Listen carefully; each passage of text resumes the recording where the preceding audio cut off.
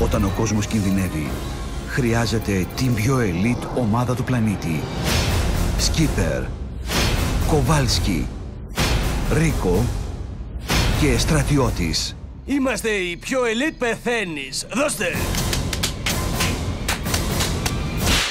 Όχι, Γκέτζι.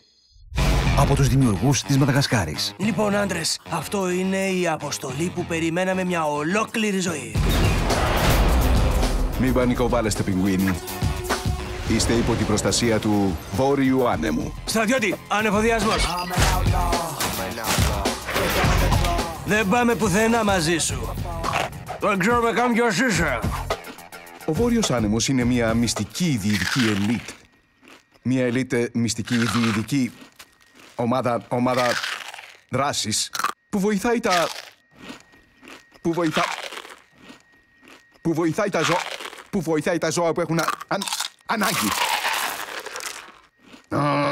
Η DreamWorks Animation παρουσιάζει Skipper, πρέπει να είμαστε 5 μίλια πάνω. Αυτό περιορίζει τις επιλογές μας. Τις επιλογές μου τις φτιάχνω εγώ.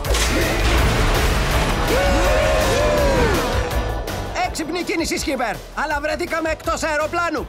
Είμαι λίγο παρορμητικός. Όμως κάνω τις σωστές κινήσεις. Να πάρουμε αυτό το αεροπλάνο! Σύγκρουση με πουλιά. Να καταγραφεί. η πιγκουίνη της Μαδαγασκάρης. Τώρα μάλιστα, πιάνουμε δουλειά. 200 γιάρδες!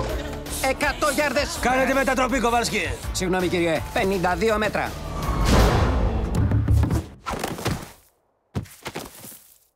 Εδώ είμαστε.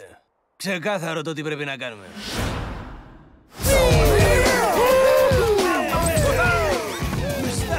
Σύντομα στους κινηματογράφους και σε 3D.